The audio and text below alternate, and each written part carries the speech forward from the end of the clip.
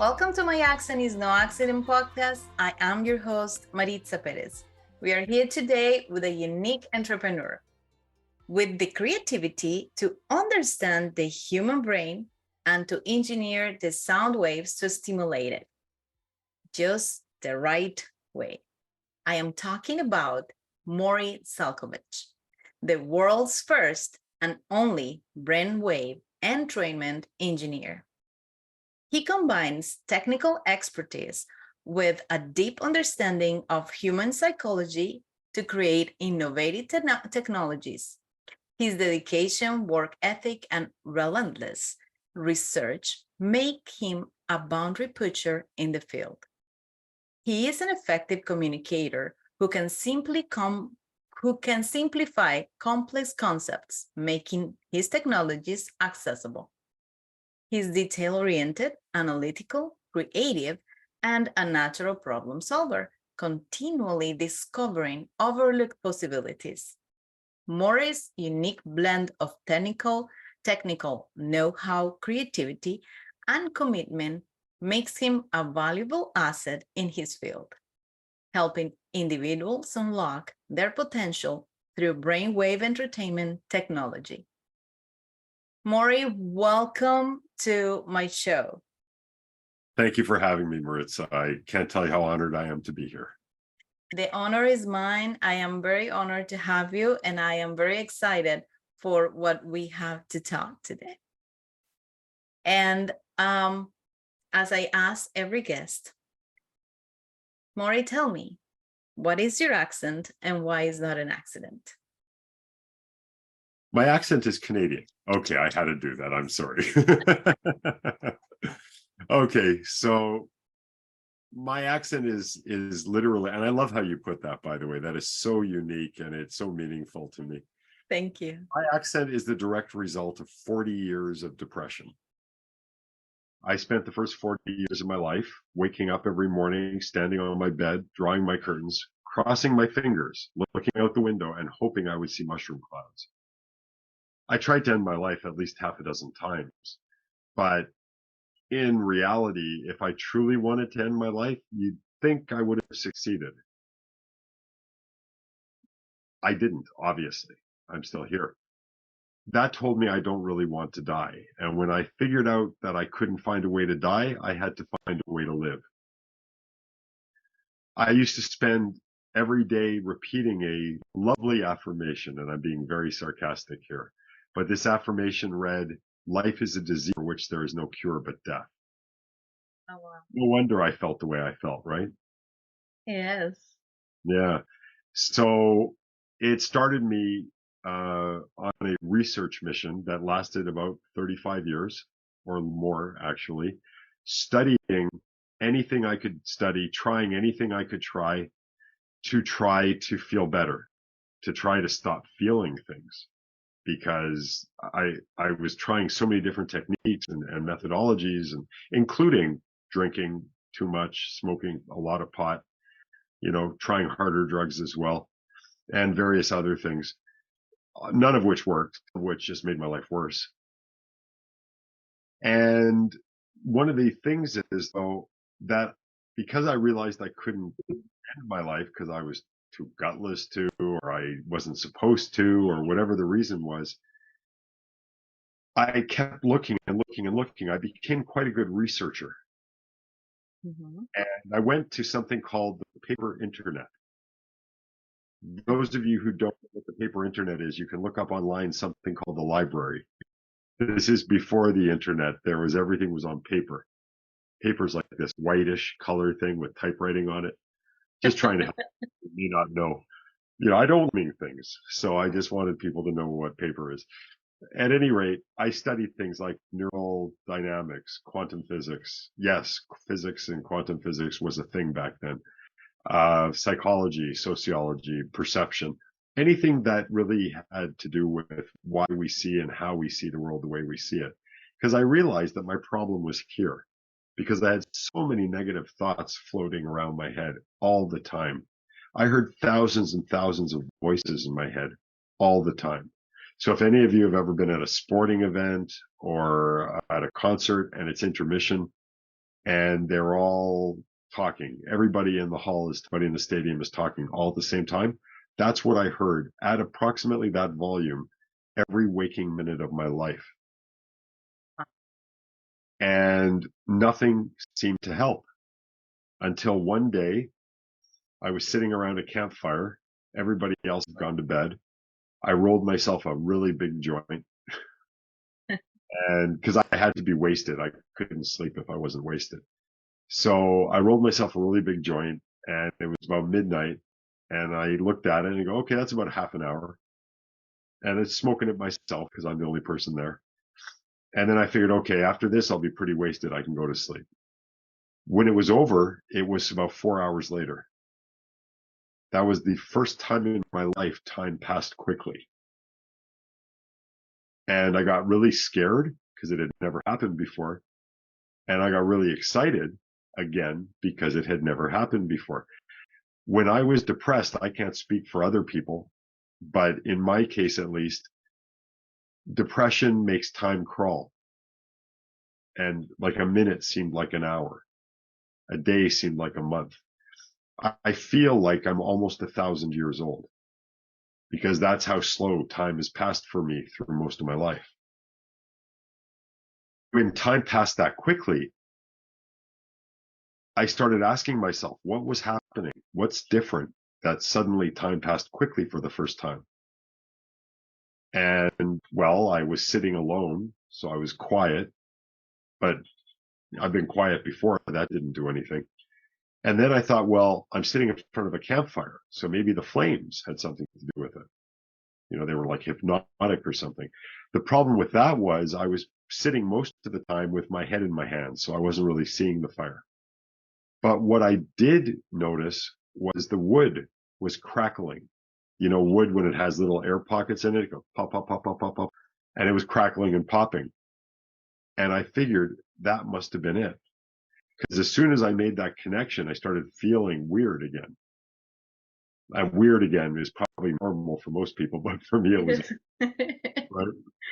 And when I got back from the camping trip, I started researching because I'd been researching all these different techniques already, but I had never researched anything based on an assumption I made. It was always looking for self-help, looking for self-improvement, looking for companies that offered things to calm you down, to make you feel better, antidepressants, all these different things, but never with a concept that I thought of relevant to me and almost reverse engineering. That brought me to something called brainwave entrainment, which is which is what I do, what we're talking about.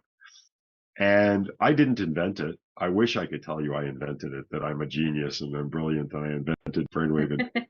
But really, people invented it the first time they took a stick to a rock and with click, click, click, click, click, Yeah.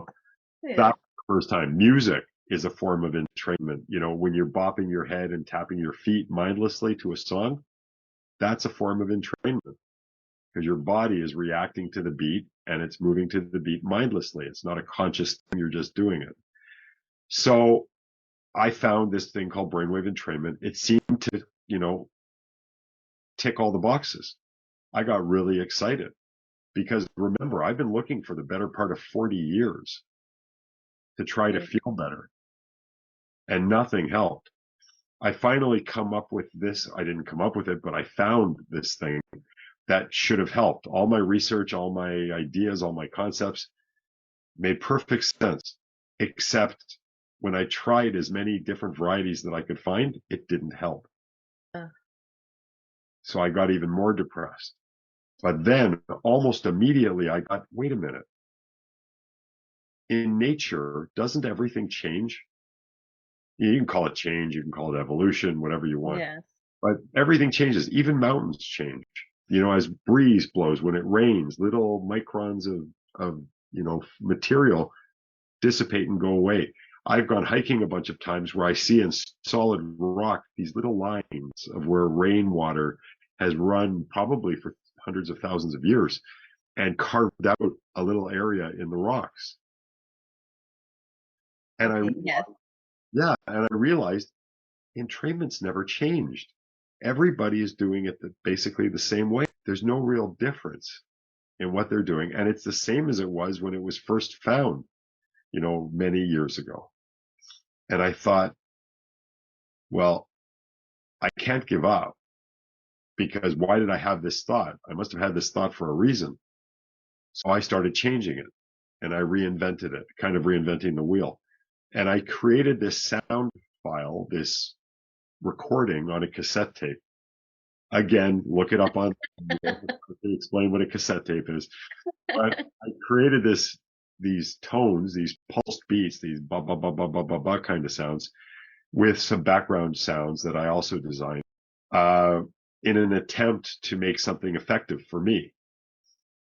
The first time I listened to it took a month, because for the first 2 weeks, I was afraid to use it. What if it didn't work? Because I really felt this is my last hope. Yes. And then the last 2 weeks that I didn't try it, I was afraid, what if it did work? What would it do? Because I didn't really know what it would do. I was hoping. What am I gonna do? Yes. Like, am I gonna pick up an axe and start chopping trees down and people down and stuff? Am I gonna cry nonstop? Am I gonna laugh? Am I gonna be silly? Am I gonna be insane? I don't know what's gonna happen. Finally, I tried it. So after 40 years of going through all of this, I laid down, I put on this cassette, I hit play, I put on my headphones, and I closed my eyes. And it was a half-hour recording, and it felt like half an hour. It had all the sounds in it that I put in, the background noise, the shh, which was designed for various reasons, not just as a background noise. And then the brain beat, the ba ba ba ba ba sound. Yes. And I heard everything. And when it was over, I felt nothing different at all. Yes. And the first thought that entered my mind is, oh, I'm screwed. But then the next thought was, and this is interesting, the next thought was, what can I expect? I've got 40 years of this, and I expect 1 half-hour recording, one time listening, to change my life. Now, the interesting thing about that point is, about a week ago, I realized this.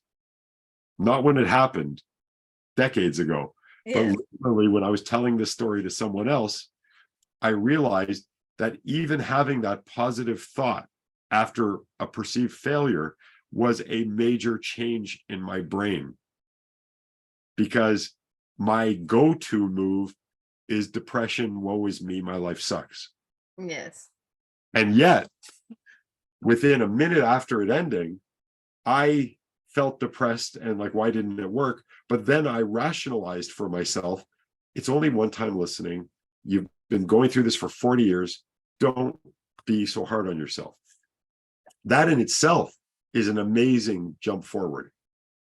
And I didn't even know until, like I said, about a week ago, I realized this. But what I realized at the time was, 5 minutes after it ended, I started hearing the voices coming back. That noise of voices in the background? Yes. I have never, up until that point, I had never gone any time while I'm awake without hearing those voices. Not 1 second without hearing those voices. Oh, wow. So it did work. It did something. It did. I got so excited by it, I started developing a system, thinking this is great. But now my brain is I've never felt this way before, Yes. even if it was just for 5 minutes, and I just started getting ideas and concepts, and I started building products, and I even created my very first technology that no one else ever did, because a lot of what I do is proprietary, because again, what exists didn't work for me. Yes. So I had to reinvent the wheel. And as I'm reinventing all this stuff, now I have 23 products that have been released. I have 17 that are being released, and I'm working on 50 others, all of which have proprietary techniques, technologies, and methodologies that I've developed. And again, because I'm a hard nut to crack, I had to come up with different ways of doing things. Understand, I'm not bad-mouthing or saying anything that existed before is no good. I'm just saying it didn't help me. Yes. I gave this recording to friends because they started asking me, Morry, what's going on? You're different. And I said, well, I'm listening to this recording I made. Can we try it? Sure. So weeks later, they get back and pretty much all of them said, this thing's amazing. Why does it do this? Why does it do that? Between you and me, Maritza, and everyone else who might be listening, I thought they were just being nice because they saw I'm doing better and they didn't want to shoot a hole in my balloon. Yes. Is it the one that I'm listening to? No, what you're listening to is an advance, far in advance of that.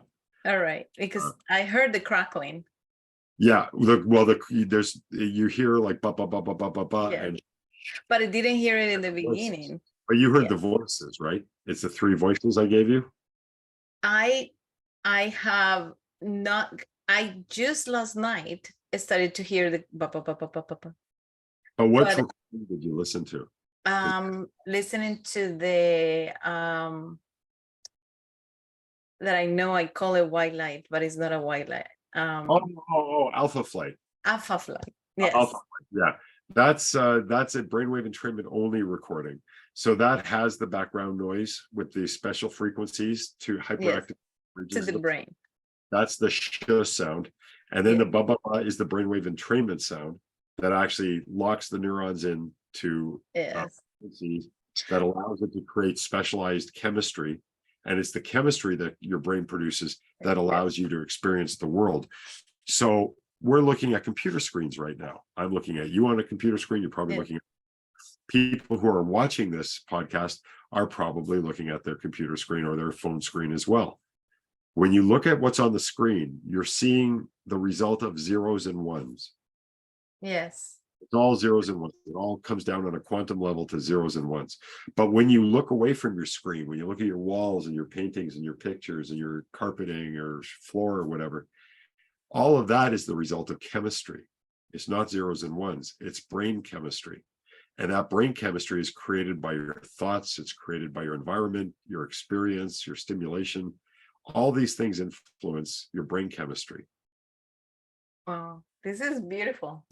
Yeah, well, it is. And especially your neurons, which are your brain cells, pulse. They don't pulse like your heart pulses, but they pulse an electric pulse. Yes. So many times a second. And so that's what I was telling you about. I'm like, this is incredible. I just used it one night and I felt absolutely every single where it went, what was working. But just until last night, I realized there was I'm like, wait, that's a new sound. I didn't hear that before. And it was on this ear. And I told you about, I have Meniere's disease.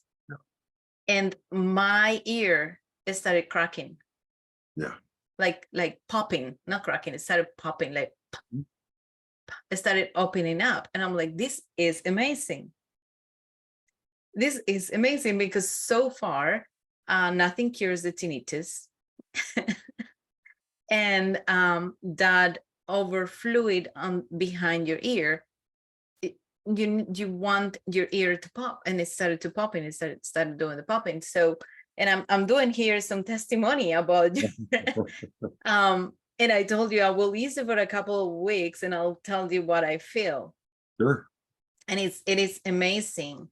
And I know about the sounds and waves because coming from a country where we're surrounded by mountains and nature, one of the things that my father taught us from, young age was when we went to the countryside and we went to the mountains, was to wake up very early, wake up with earth, and quietly sit down and listen to the sounds. And he will say every day the earth wakes up the same way. And he will say, there will be one day that you will hear the sun. Wow. And I think we heard the sun a couple of times. And it makes that shh sound. The waves of the light makes a shh sound over earth as it comes out. That's beautiful. That's And really, wow. yes, so it is creation, and we're capable to do these things. Not everybody it has the same traits like you do. Other people are great at building, other people are great at doing math, other people are great at doing a movie, making a movie. Everybody's great at something. Exactly. So your story is fascinating. And I think it is a story of resiliency, not giving up, and survival. And I think that it's important to tell our audience that do not give up, because anytime you feel like there is nothing you can do about your situation, if you look for help, and I would like to take this second to say, look for help, talk to somebody, because you never know what you can encounter and that can help. Morry, 40 years, and you found it yourself, in yourself, able to do something this magnificent. So entrainment is basically this wave sound. Is that what I'm understanding? So the sh sound that you hear, the sh, is actually a series of 600 frequencies overlaid on top of each other. And everything in the universe has a resonant frequency. So something it will react to and vibrate to. And your brain is no different. And different regions of your brain is no different either. So I've included certain frequencies in that sh sound that are designed to hyperactivate different regions of the brain. So that when you hear the ba ba ba ba ba ba ba sound, which is actually the entrainment tone, that's designed to create the real effect. And what happens is entrainment basically means one thing following another thing. Okay. So if I'm doing this, you see they're out of sync, right? Yes. But doing this, now they're in sync. This side is entraining to this side. See, they're not entrained. Yes. Now they're entrained. They're doing the Okay. same thing. So what happens is the tones that I present, your neurons start firing electric pulses in unison with the vibration that I present. Because we don't hear anything. We've never heard a thing, ever. Nobody. It's all vibration, and then our brain just translates that into what we call sound. So you're not really hearing my voice. I'm not really hearing your voice. If people don't believe me, all you need to do is put your hand over the speakers of your computer when talking, and you'll feel the vibration. The waves, yes. Yeah. If you can take the speaker cover off of a speaker when you're playing music, you'll see the things shaking and vibrating. It's all vibration. There's Or an when you go to the concert, and if you're closer to the huge speakers, you feel the floor vibrating. Yeah, exactly. Well, everything's vibration anyway. So that's what that tone does. The sh blocks out extraneous noise that might get in the way of the entrainment, because any external noises will get in the way of your brain following that frequency, because your brain will get confused with all the various tones. Then you hear the ba ba ba ba ba sound, an actual entrainment tone. Yes. That's what your neurons start doing this with. And when that happens, depending on the region of the brain and the neuron and the frequency, so how many times it pulses per second, that creates a situation where your neuron releases chemistry. Okay. And it's that chemistry that creates kind of like the programming, much like the zeros and ones on your computer to show you the colors and the pictures. And you're seeing my hand waving back and forth. That's because your computer, like my camera, is picking that up. It's transmitting it in a bunch of zeros and ones to the computer. It's going out over the internet, and then it arrives at your computer. And then you see me waving my hand. Yes. But it's all a matter of perception. And that perception is created a number of different ways. So when we have different neural chemistry, we behave differently. If you're excited, if you're bored, if you're happy, if you're sad, all of these things are experienced because of chemistry. Yes. And that is when, so I'm going to ask you something very personal. So during Sure. these years when you were experiencing this depression, etc., did they give you a diagnosis?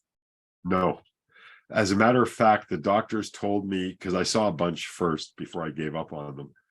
Back in those days, they didn't give you pills for everything. Yes. So the doctors basically said, and I remember this clearly, Morry, you're coping pretty well. There's really not much we can do for you.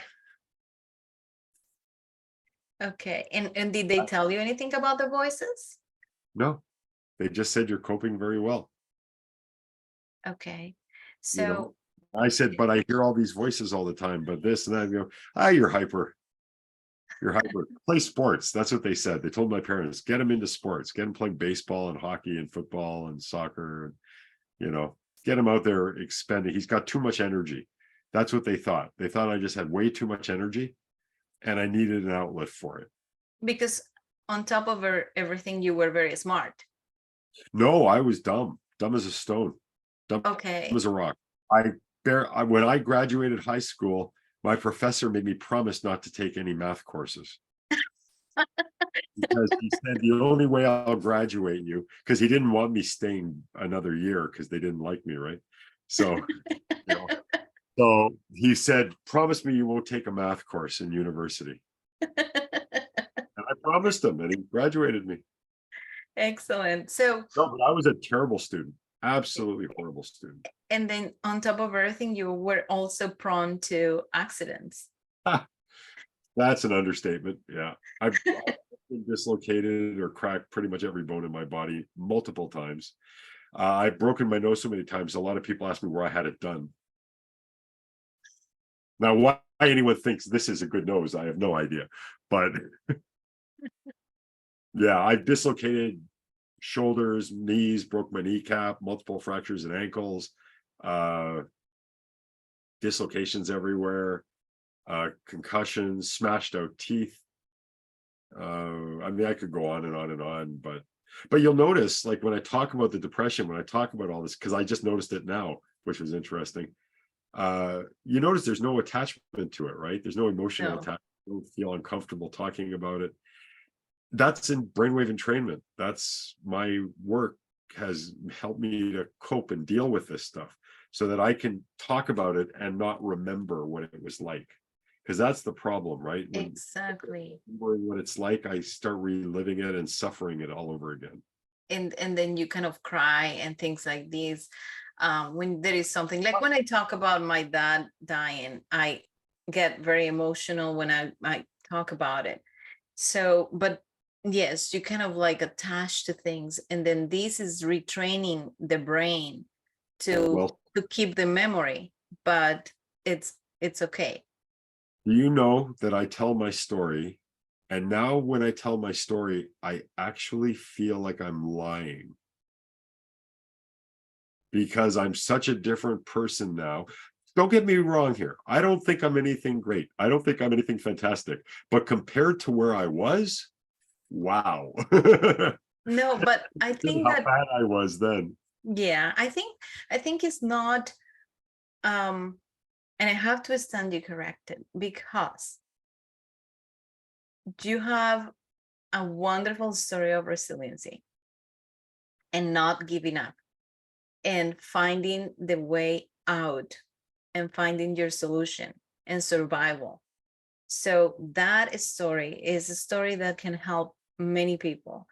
And you being out here and out there and then now making your story, converting it to a product and to a company that helps others, that is remarkable, Morry. Well, that's very nice of you to say, but in reality, I don't help anybody. I'll tell you what, my wife is an artist, so I'll use her as an example. I give you a paintbrush. I give you paint. I give you a canvas. You paint the picture. That's what I do. I create these tools. You use them. You can create what you want. I believe that I can only be an expert in myself. I'm not the same as you are or anybody else is. Nobody else is the same as I am. I can help facilitate. I can help inspire maybe, but people still have to do it themselves. Yeah. And my biggest problem was in the beginning, I was looking for other people to fix me. And you know what? I wasn't even broken. I was misinterpreting all the bad things in my life weren't bad things. They were teaching me things that I wasn't getting the lesson for. And because I wasn't getting the lesson, they got louder and louder and louder because they were trying to teach me. They were trying to educate me. And I'm saying, yeah, screw you. I don't care. I don't need to know what you're trying to tell me. I was misinterpreting lessons as something dangerous and bad. And that, I mean, that's not my fault, but that's just how it was. So when I realized, and using the entrainment helped me to understand this, when I realized maybe if I don't get afraid of this stuff and instead I just listen to it, maybe I'll be better off. And isn't it funny how I started listening instead of closing my mind? Yeah. And all of a sudden things started getting better. And things started to function better for you. Look, even today, if I'm walking, and let's say I have my, where is it? Okay, let's say I have my phone in my hand, right? And I'm walking and I feel a ding or something. I'm walking still. And I do this, like so many of us do, right? I'll take a misstep. I'll walk a little off to the side or something. When that happens, I think to myself, this is telling me, stop doing that. If I really want to look at my phone, walk off to the side so I'm not in anybody's way, stop walking, and then look. If I take a slight misstep on a stair, that's telling me I'm not paying enough attention. I need to pay more attention. If I don't, I will fall down those stairs at some point in the future because I'm not listening. This is my old habits rearing their ugly head, right? Not listening. I understand, for me, that there's no such thing as fact or truth. As a scientist, fact and truth makes me stop thinking. That's dangerous when I stop thinking. Okay. I can't talk for you or anybody else.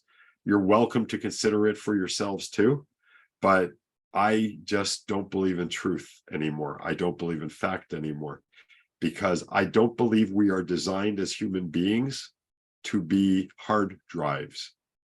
Okay. Yes. A repository of information where you read a book, you put it in there. When you want to talk, you repeat what you heard in the book. I don't believe that's our purpose. I think we're here as data processors. We're here to process information. We're here to evolve it. If you read a book that you really like and you want to tell me about it, I will be happy to listen to you as long as you don't parrot back what you heard. I'd like to hear how you interpret what you read. That's what I want to hear, because that's original thinking. That's coming from your brain. It's coming from your heart. That is meaningful to me. And But I want to hear you just say, you know what Joe Blow said? Joe Blow said A, B, C, D, E, F, G. Oh, how exciting. You know? yes.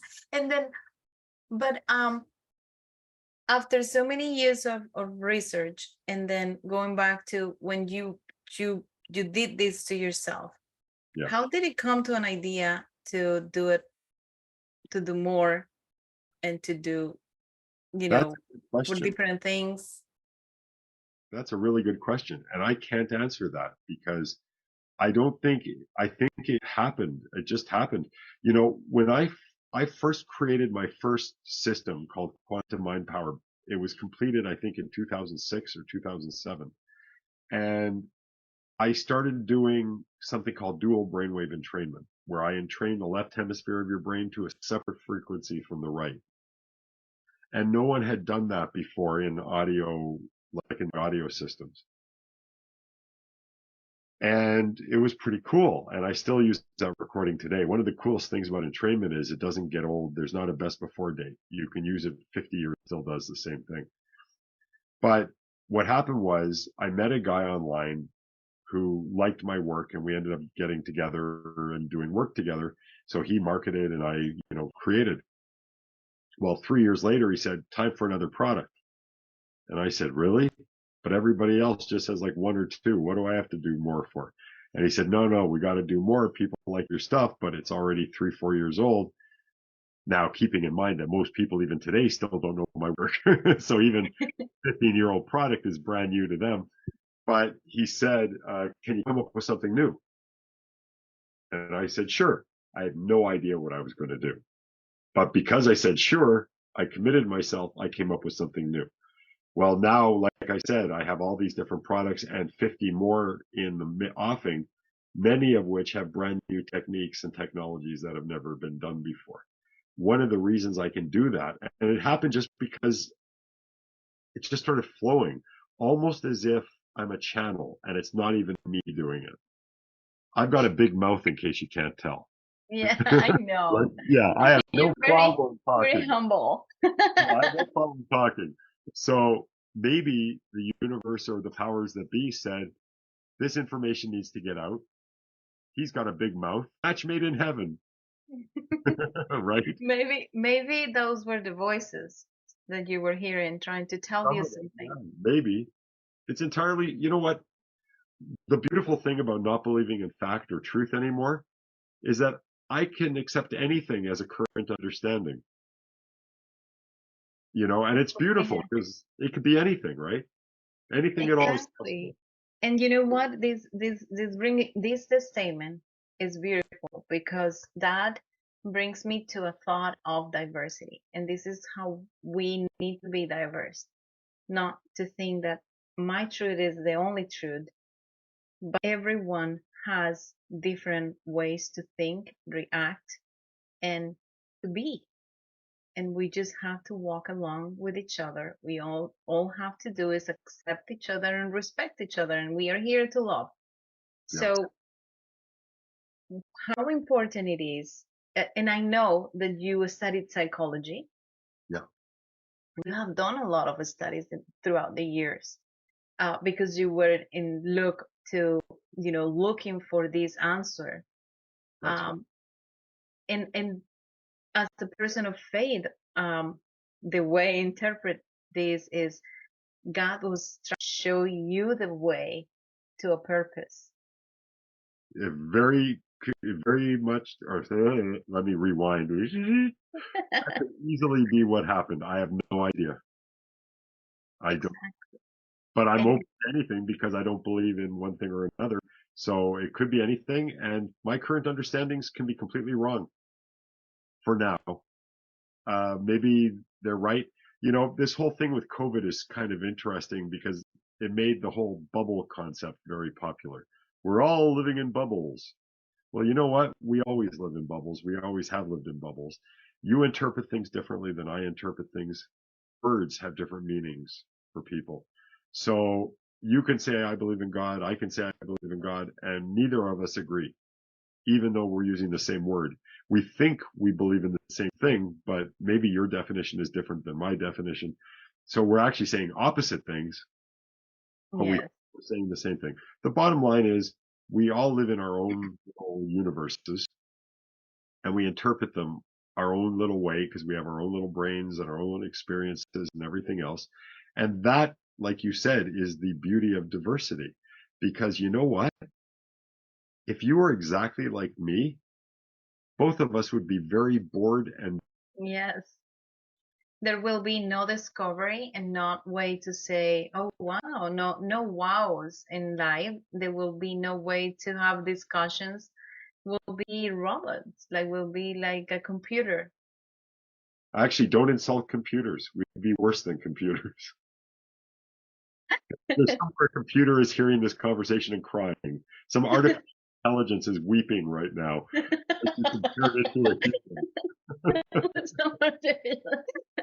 Wah, wah, wah.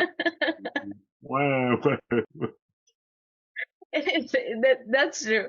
So it is equal the how many products you have used, and then tell me a couple of things that they do. Okay, are you talking about ones that I use from other people that help me to Yes. get where I am? Okay, so I've tried like hypnosis, I've tried meditation, I've tried EFT, and all of these things are wonderful, by the way. Yes. They didn't help me, but that's not their fault. I think, look, if any of you out there are inspired to try any of these things, I think you should, because there's probably a reason why you're inspired to try them. And even if they don't help you, I bet you they'll teach you something. So in the end, they will help you, because even though they didn't help me, they taught me things. So they did help me. They maybe didn't help my depression, but they helped my ability to learn and to know and to understand things a little differently, so Yeah. that they're all a little piece to the puzzle. Every glance, every person you look at, that's why I try to smile and chat up everybody I talk to. I am so lucky to have the wife I have, because she doesn't have a jealous bone in her body. And I will talk to a guy the same way I will talk to a girl, the same way I'll talk to an older woman, the same way I'll talk to someone in a bikini, the same way I'll talk to a man in a bikini. It really makes no difference to me whatsoever who you are. I just love people. And I love interacting with people. And, I used to stand on the street downtown when I was better, obviously. This wasn't when I was depressed. But I would pick someone in a crowd way off in the distance, and I would just start smiling and imagining like I'm sending energy there. And like, you'd be amazed how many times I could see them when they get closer and walking by. They have kind of a silly grin on their face, and you just know that they have no idea why they're smiling. They have no clue. Have you ever felt that way, where you just start smiling and you don't know why you're smiling? It's like there's no reason for it. Nothing silly happened, nothing funny happened, nothing impressive happened, nothing particularly good happened, but you just start smiling. I do that when I walk in the mornings. I always take a long walk in the mornings.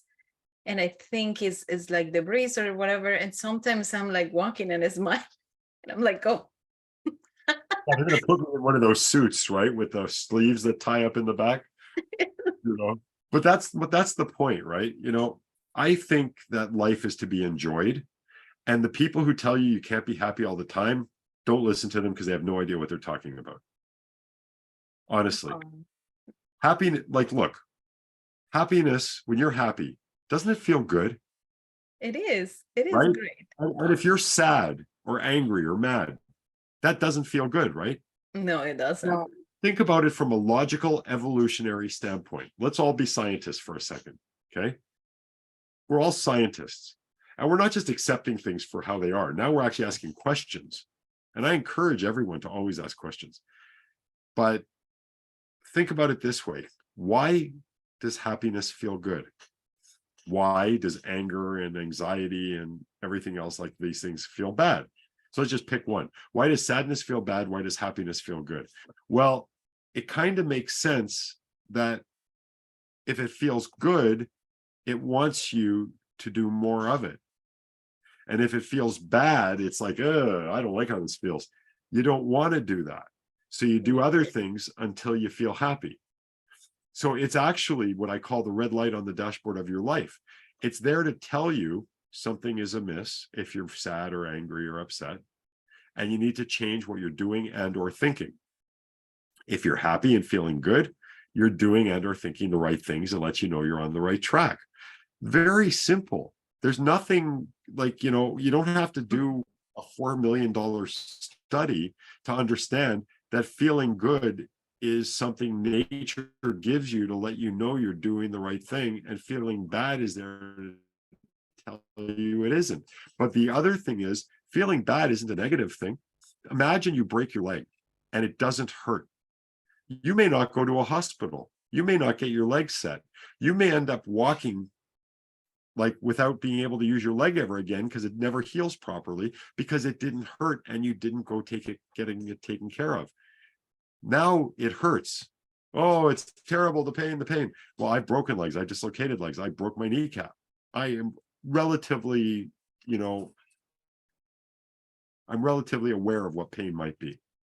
I haven't given birth, but I understand that breaking your kneecap is similar to the pain in giving birth. So I think all you women are like, I just pray to you all. You're all. But the bottom line here is that even pain is good for you, because it's a warning. It's telling you something is going on. Take care of it and you'll be okay. That's what pain is for. Pain isn't there to punish you. It isn't there to hurt you. It's there to help you.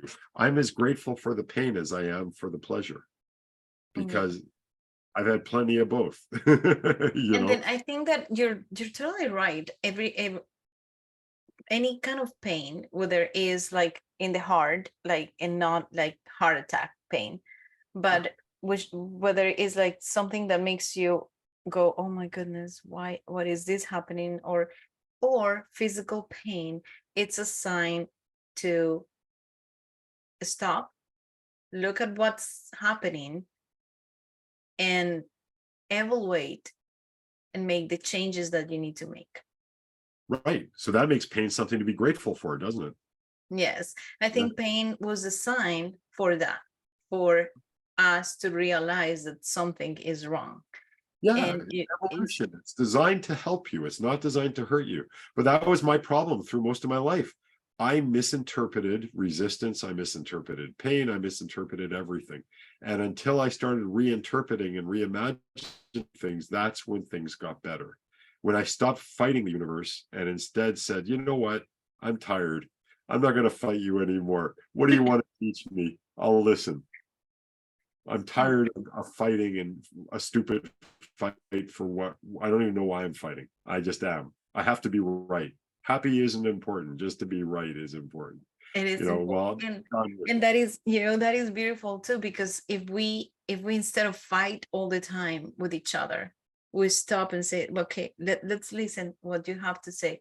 Sometimes the other person, all they have to do, or all they have to say, is exactly the same thing that you want are saying, or Yeah. they only, yes, it's, we all like, when I moved to US, I have just to say a little bit of this story.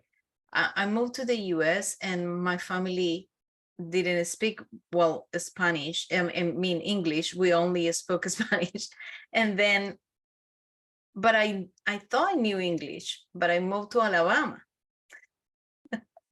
with the Southern accent, and they didn't understand my English because my English was like my accent. Right now, my accent is not as strong as it used to be, and I didn't understand. I'm like, oh my God, are they really speaking English?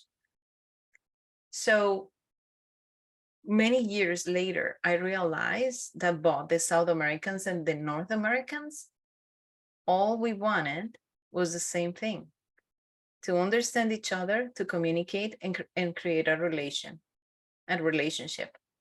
whether it was friendship, neighbor, neighbor relationship, or support each other. But we work it out through the days and months, and to the point that we understood each other. And then many years later, as I say, I look at it and I said, no, all they wanted and all we wanted, and that's why we kept on talking and knocking the door, to our neighbors, and they kept coming until there was one day that we all were able to talk. Yeah. Well said. Very well said. That's By the all. way, your English is amazing. Oh, thank you. You're very easy to understand, and it's a beautiful accent. In my accent is not accent, Morry. Well, to me, it is. I have an accent to you, right? So Yes, you do have a little bit of an accent. We all of have accents. course we do. We all have personalities too. You Yeah. know, for me, there's no such thing as good or bad. It's only the meaning we choose to give something. Yes. So choose to give things good meanings, and I believe that we'll all be just that little bit happier. And I believe my current understanding says that we're all connected too. So if you're a little happier tomorrow, I'm going to wake up a little bit happier too. And yes, we are connected in the moment that we are all connected. And one of the things is intuition, is just the connection with the universe, with the planet, and with others. I like that. Very I insightful. Yes. So sometimes when you're anxious, it probably has nothing to do with you. but something or someone needs help. Yeah. And be there for them. Always be there for anybody. Yes. Watch where you are, watch what you're doing, watch what other people are in your position relative to them. And if you're in a position to help, if you get the feeling like you can help, do it. Doesn't matter if you know them. It doesn't matter if they're older than you are or younger than you are. Hey, I hold doors open for young guys and girls all the time, 30, 40, 50 years younger than me. So I'm at the door first. Should I just let it slam in their face? Or wait for them to open it to you? Yeah, it's like, come on, whippersnapper. I'm some old guy. You have to let me. I've been living on this earth for a long time. I deserve to be treated differently. Screw that. You know what? I'm younger now at 61 than I was when I was 21. You are not 61. Yes, I am 61. You don't look like. I know I look like I'm 81. Okay, I've heard that before. Yeah.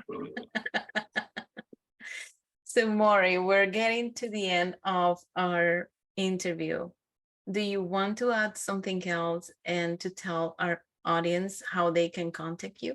Well, I guess if I wanted to leave a little nugget of wisdom for people, I would say understand that your happiness is a choice and you should choose to be happy. You literally have all the control in the world. People talk all the time about giving up their control and I've given away my control. Nobody's given up their power or their control. It's impossible in my current understanding for you to give up your control. All you're doing is not using it. And that's a choice. So please choose to think, choose to take control of your life, and choose to be happy. And it sounds simplistic, but your life will get a lot better. I really, really, really believe that. And even if your life is really good now, what's wrong with it even being better? So, there's no limit to how high you can go. There's no limit to how much good you can do. We're here for a reason, all of us, not just the brainwave entrainment engineers and the doctors and the lawyers and the, okay, lawyers are here to be made fun of, but, everybody else has a reason. I'm kidding. We all have a good reason to be here, all of us. And, a very quick story.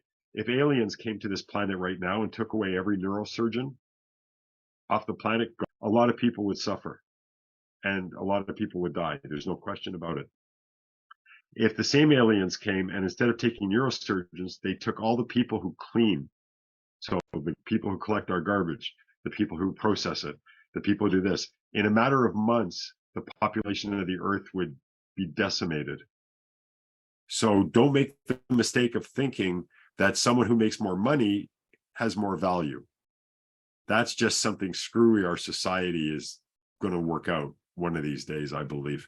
Every one of us has equal importance and meaning for being here. And when you realize that, you'll feel a lot better about yourself and you'll feel a lot better about the world around you. And I just want you to be happy. That's all. If you want to learn more about me, you can go to themorrymethod.com or activemindsglobal.com or a brand new area for me called mindtrainerpro.com, where we work to optimize your brain so you can optimize your life. I know that sounds like a phrase, but it just came to me just now. Oh, that was great marketing right there. Maybe I should write that down. We have it in recording. Thank you very much. But honestly, thank you everybody for being around and listening, whether it's, podcast or however you're listening to this. Maritza is an amazing energy. I couldn't shut up because she keeps feeding me energy. So it's all her fault if I talk too much. Thank you so much, Morry. I love a conversation and it was enlightening as always. And to you, my audience, remember, you came to this world.